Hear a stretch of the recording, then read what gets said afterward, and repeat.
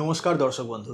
March 2023-এ আমি টুইটারে একটি টুইট করে জানাই যে সেই সময় এই মাল্টিব্যাগার স্টকস বইটি পাবলিশ করার সবথেকে খারাপ সময় ছিল, কিন্তু বিনিয়োগকারীদের পাঠকদের যারা বইটি পড়ছে তাদের জন্য বেস্ট সময়। কেন?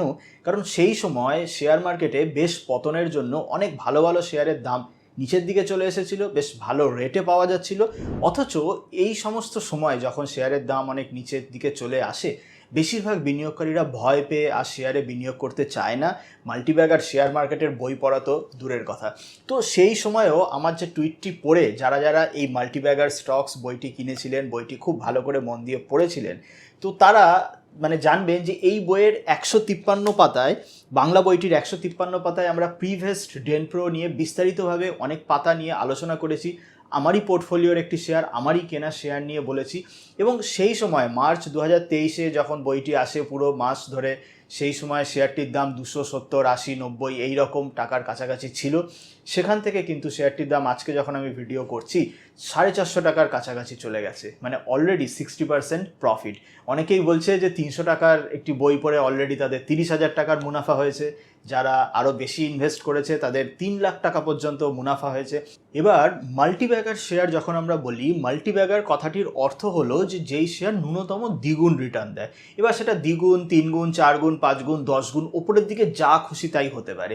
তো এই প্রিভেস্ট ডেনপ্রো এই শেয়ারটি মার্চে যারা বই কিনে পড়েছিলেন বা সেই সময় যারা আমাদের বই লঞ্চের অনুষ্ঠানে পার্টিসিপেট করেছেন, সেখান থেকে 50, 60, 50, 60% রিটার্ন দিয়েছে। আমি যখন প্রথম বিনিয়োগ করেছিলাম সেই 2021 সালে, সেইখান থেকেও ডাবল হয়েছে। কিন্তু যদি সেটা প্রকৃত মাল্টিব্যাগার হয়, রিটার্ন কিন্তু আরও দেবে, 4 গুণ, 5 গুণ, তার আপসাইড কোনো লিমিট কিন্তু নেই। এই ভিডিওতে আমরা বিস্তারিতভাবে জানবো যে এই প্রিভেস্ট ডেনপ্রো এই শেয়ারটি, এই কোম্পানিটি ব্যবসা কি করে, তার বিজনেস ইন ফিউচার কি কি কারণে বাড়তে পারে এবং শেয়ারের দাম আর কতটা বাড়তে পারে, বা এই বিনিয়োগের রিস্ক কি কি আছে, সেই সমস্ত কিছু বিস্তারিতভাবে এবং খুব সহজ সরলভাবে এই ভিডিওতে আমরা জানবো। আমার নাম প্রসেনজিৎ পাল। আমি 2010 সাল থেকে শেয়ার বাজারে অ্যাক্টিভলি বিনিয়োগ করছি এবং এখান থেকেই আমার ফিনান্সিয়াল ফ্রিডম। আমার লেখা বেস্ট সেলিং বই how to avoid loss and earn consistently in the stock market এবং রিসেন্টলি পাবলিশড মাল্টিব্যাগার স্টকস, দুটি বইই বেশ পাঠকদের মনে বেশ বিশেষ জায়গা দখল করে নিয়েছে এবং দুটি বইয়েরই বেঙ্গলি ভার্সন পাওয়া যাচ্ছে। আপনি সিম্পল অ্যামাজন বা ফ্লিপকার্টে গিয়ে প্রসেনজিৎ পাল বেঙ্গলি বুকস সার্চ করলেই কিন্তু এই দুটি বইয়েরই বেঙ্গলি ভার্সন আপনি পেয়ে যাবেন। প্রিভেস্ট ডেনপ্রো এই শেয়ারটি নিয়ে বিস্তারিত বলার আগে, বা শেয়ারটি এখান থেকে আর কত গুণ মুনাফা দিতে পারে সেইগুলো সমস্ত কিছু খুব সহজ ভাষায় বলার আগে একটি খুব গুরুত্বপূর্ণ কথা বলে নিই, যে আপনি যদি বা যে কেউ যদি চোখ কান বুঝে এই একটা শেয়ারের নাম শুনে যদি বিনিয়োগ করে, তাহলে কিন্তু লস হওয়ার সম্ভাবনা প্রবল। কেন? তার কারণটা হচ্ছে, পৃথিবীর সবথেকে ভালো কোম্পানিরও শেয়ার কিন্তু কখনো একভাবে বাড়ে না। শেয়ারটা এমন নয় যে ধরুন প্রিভেস্ট ডেনপ্রো ধরুন 400 টাকা দাম, ধরুন 400 থেকে যদি শেয়ারটার দাম 800 হয়, সেই 400 থেকে 800 কিন্তু 400, 500, 600, 800 এইরকমভাবে হবে না। যেটা হবে, 400 টাকা থেকে বেড়ে হয়তো 450 হলো, তারপর বেড়ে 500 টাকা হলো, সেই 500 টাকা থেকে হয়তো শেয়ারের দাম কমে 350 হলো, 350 থেকে কমে 200 টাকা হয়ে গেল, তারপর আবার 200 থেকে কিন্তু বাড়তে বাড়তে অনেক ওপরে গেল।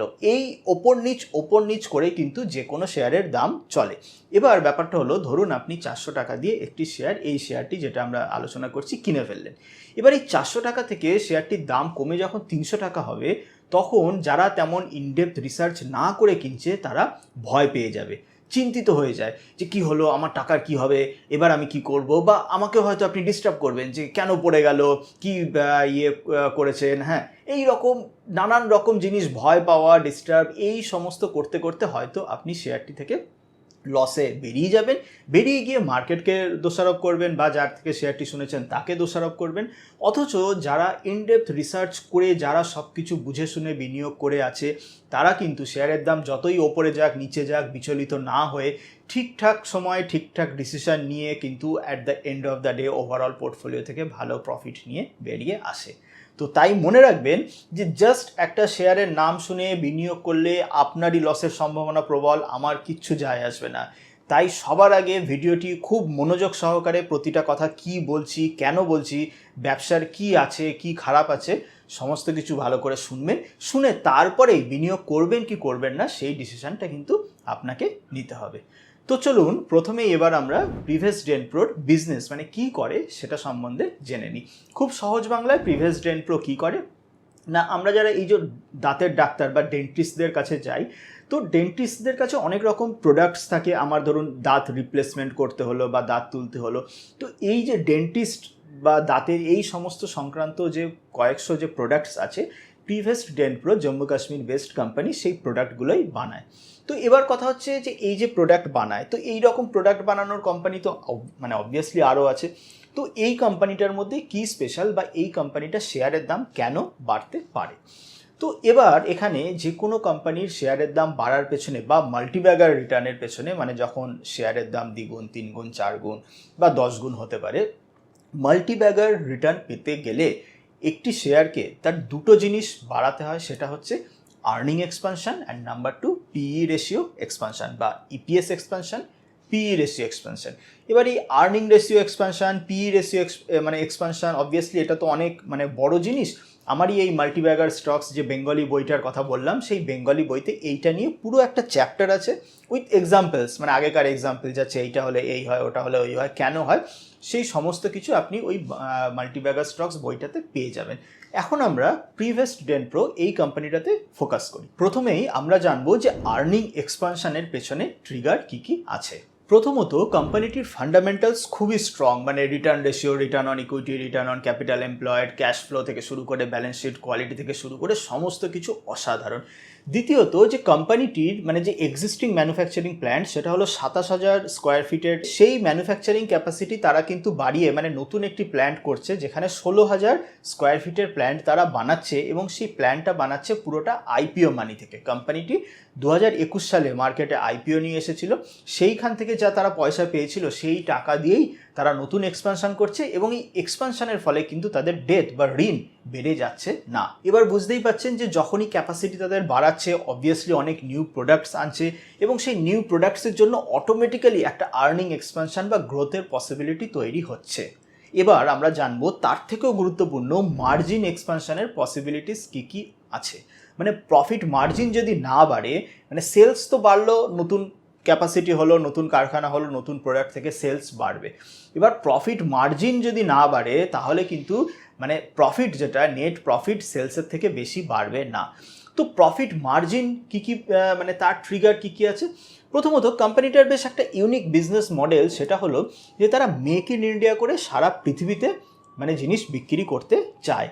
তো অলরেডি তারা ইউএস এফডিএ থেকে কিছু কিছু প্রোডাক্টের অ্যাপ্রুভাল পেয়ে গেছে, এবং আরও অনেক প্রোডাক্টস অ্যাপ্রুভাল আগামী দিনে পেতে চলেছে। মনে রাখবেন এই যে কোনো মেডিসিন বা ডেন্টাল প্রোডাক্ট মানে ইন্ডিয়াতে যদি 100 টাকায় বিক্রি হয়, ইউএস বা অ্যাডভান্সড ইকোনমি, ইউ বা দুবাই টুবাই এইসব জায়গায় অনেক বেশি দামে, হয়তো 150-200 টাকাতে বিক্রি হয়।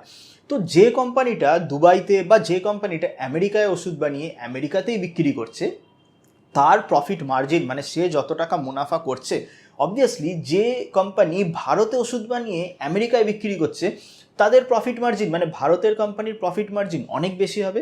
কারণ ভারতে আমার সস্তায় লেবার, সস্তায় জল, সস্তায় ইলেকট্রিসিটি পাওয়া যাচ্ছে। মানে সস্তায় এখানে একজন ভারতীয় কর্মচারীকে যে টাকা স্যালারি দিতে হচ্ছে, যদি একটি কোম্পানি আমেরিকায় প্রোডাক্ট বানাতো তাহলে স্যালারি অনেক বেশি দিতে হতো। তো সেই কারণে এই কোম্পানিটা কি করছে, প্রিভেস্ট ডেনপ্রো ভারতবর্ষের জম্মু স্টেটে সস্তা লেবার, সস্তা জল, ইলেকট্রিসিটিতে প্রোডাক্ট বানাচ্ছে, বানিয়ে সেই প্রোডাক্ট আমেরিকায় গিয়ে বিক্রি করতে, মানে এখনও অবধি আমেরিকায় তেমন মানে এন্ট্রি করেনি। যত দিন যাবে ইউএস, ইইউ মানে ইউরোপিয়ান কান্ট্রি, দুবাই, এই সমস্ত জায়গায় ওরা ঢুকতে চলেছে। অলরেডি কিছুটা কভার করেছে, যত দিন যাবে তত আরও ঢুকতে চলেছে।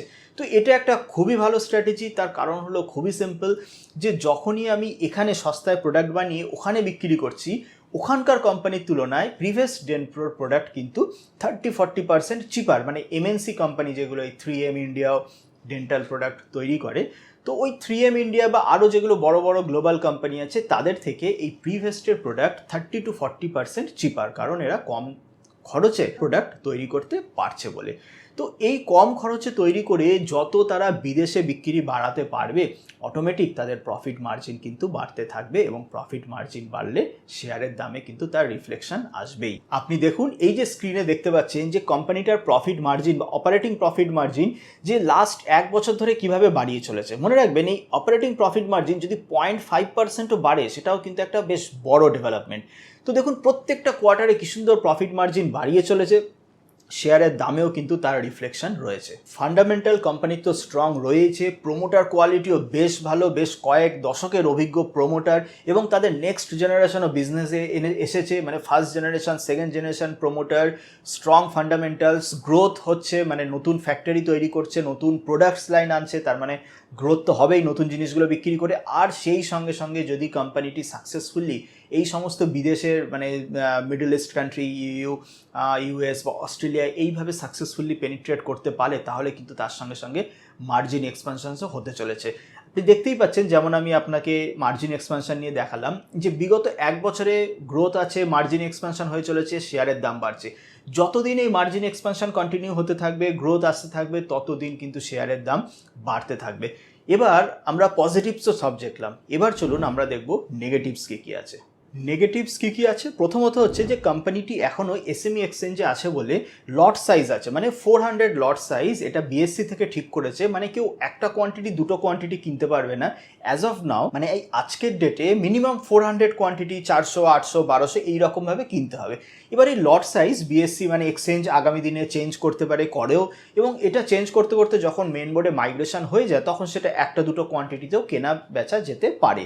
তো এইটা একটা এক্সচেঞ্জ রিলেটেড মানে রেস্ট্রিকশন, যেখানে আমাদের কারোরই হাত নেই বা বিজনেসেরও কোনো ভূমিকা নেই। দ্বিতীয় যেটা সবথেকে বড় নেগেটিভ বা যেটা হলো সবথেকে বড় জিনিস যেটা আপনাদের মাথায় রাখতে হবে, সেটা হচ্ছে regulatory any kind of restriction. এর মানে এই যে একটি কোম্পানি যখন বিদেশে তাদের ডেন্টাল প্রোডাক্টস বিক্রি করছে, তাদের অনেক রেগুলেটর থেকে অ্যাপ্রুভাল নিতে হয়।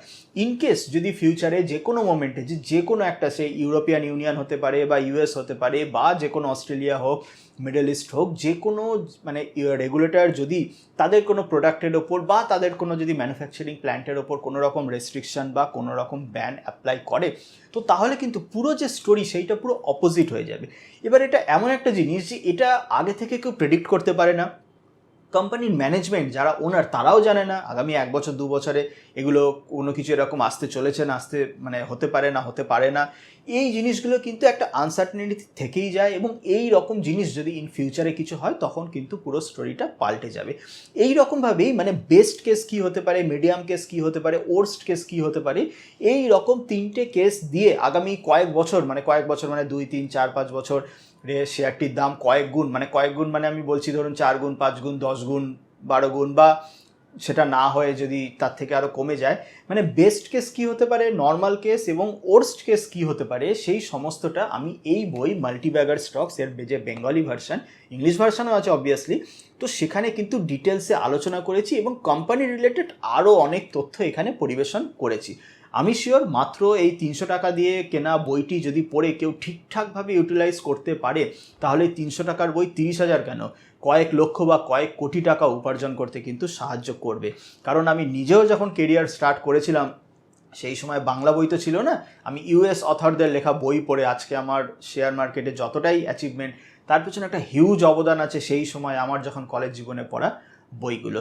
তো যাই হোক, এই বইটি আপনি অ্যামাজনে সিম্পলি প্রসেনজিৎ পল বেঙ্গলি বুক দিয়ে সার্চ করলে আপনি পেয়ে যাবেন মাল্টিব্যাগার স্টকস, দেখতেই পাচ্ছেন। তো এই মাল্টিব্যাগার স্টকস এখান থেকে আপনি অর্ডার করে পল অ্যাসেট যে সেলার নেম থেকে অর্ডার করতেই পারেন। মনে রাখবেন, বাংলা বইটা ইংলিশ বইয়ের থেকে 60-70 টাকা দাম বেশি। তার কারণ বাংলা বইতে আমরা পেপার যে কোয়ালিটি, সেই পেপার কোয়ালিটিটা সাদা কোয়ালিটি, মানে বেটার কোয়ালিটি দিয়েছি। ইংলিশ বই পাবলিশার হলো পেঙ্গুইন, তারা আরও চিপ রেটে আরও বেশি সংখ্যক মানুষের মধ্যে বইটি সেল করার জন্য তারা পেপার একটু ইয়েলো টাইপ দিয়েছে। বাট আমরা জানি যে এই বই তো কেউ মানুষ, মানে গল্পের বই না যে একবার পরে রেখে দেবে, বারবার পড়তে হবে, কয়েক বছরে ধরে রেখে দেবে। তো তার জন্য আমরা যথেষ্ট মানে best quality paper, white paper দিয়ে করেছি। তার জন্য 60, 70 কি 80, 90 টাকা বেশি দাম আপনি দেখতে পাবেন। বাট স্টিল 300 রুপিস আমি তো বলবো খুবই রিজনেবল। আর বইটিতে খালি যে প্রিভেস্ট ডেনপ্রো সম্বন্ধে জানবেন তাই নয়, আরও অনেক কিছু মানে কিভাবে মানে কেস স্টাডিজও আছে, আরও একটি শেয়ার নিয়ে বলা আছে আমারই বিনিয়োগ করা, প্লাস সমস্ত কিছু মানে কেন একটি শেয়ার মাল্টিব্যাগার হয়, কি কি জিনিস আপনাকে লক্ষ্য রাখতে হবে, সমস্ত কিছু নিয়ে কিন্তু কি কি অ্যাভয়েড করতে হবে, একটি কমপ্লিট প্যাকেজ। আর আপনারা যদি আরও সিরিয়াস হন যে মাল্টিব্যাগার বিনিয়োগ বা কয়েক গুণ মুনাফা শেয়ার মার্কেট থেকে পেতে যদি আরও বেশি ইন্টারেস্টেড হন, তাহলে আমাদের ওয়েবসাইট prasenjitpaul.com গিয়ে মাল্টিব্যাগার টিউটোরিয়াল রয়েছে। সেখানে আমরা পুরো ভিডিও টিউটোরিয়াল দিয়ে কিভাবে আমি লাইভ শেখাবো যে কিভাবে আমি নিজে রিসার্চ করি, যেগুলো বইতে সম্ভব নয় সেই জিনিস লাইভ কিন্তু দেখানো হবে। এবং তাছাড়াও আমার নিজের কি কি শেয়ার আছে বা না আছে সেগুলো small cap micro cap subscription, সেটাও কিন্তু একটা আলাদা সাবস্ক্রিপশান উইথ অল আপডেটস সেইটা রয়েছে। সেগুলো অবভিয়াসলি খুব সিরিয়াস ইনভেস্টর বা যাদের ক্যাপিটাল অনেক বেশি তাদের জন্য প্রযোজ্য, আপনারা কিন্তু চেক করে দেখতেই পারেন। আর তাছাড়া বাকি সকলের জন্য বইটা কিন্তু মাস্ট রিড। প্রিভেস্ট ডেনপ্রোতে আপনি বিনিয়োগ করে থাকলে আপনি জানান এই ভিডিওর কমেন্ট সেকশানে, এবং সবসময় মনে রাখবেন যে কোনো রেটে মানে ইন ফিউচার শেয়ারের দাম আরও বাড়তে পারে। বিনিয়োগ করার আগে যে আপনার লস কতটা হতে পারে, যেমন বললাম বইতে লেখা আছে ওর্স্ট কেস কী হতে পারে, কতটা পরিমাণ লস আপনার হতে পারে সেইটা জেনে রিস্ক জেনেই কিন্তু বিনিয়োগ করবেন। আপনারা কমেন্টে আপনাদের মতামত জানান বা আগামী দিনের কী ধরনের আরও ভিডিও পেতে চাইছেন জানান। এবং হ্যাঁ, এই ধরনের ভিডিও আগামী দিনে পেতে চ্যানেলটিকে সাবস্ক্রাইব করে নোটিফিকেশান অন করবেন এবং ভিডিওটি ভালো লাগলে লাইক করে বন্ধুদের মধ্যে শেয়ার করবেন। চলুন আজকের মতো এই পর্যন্তই, দেখা হবে অন্য কোনো দিন অন্য কোনো টপিক নিয়ে। ততদিন ভালো থাকবেন, হ্যাপি ইনভেস্টিং।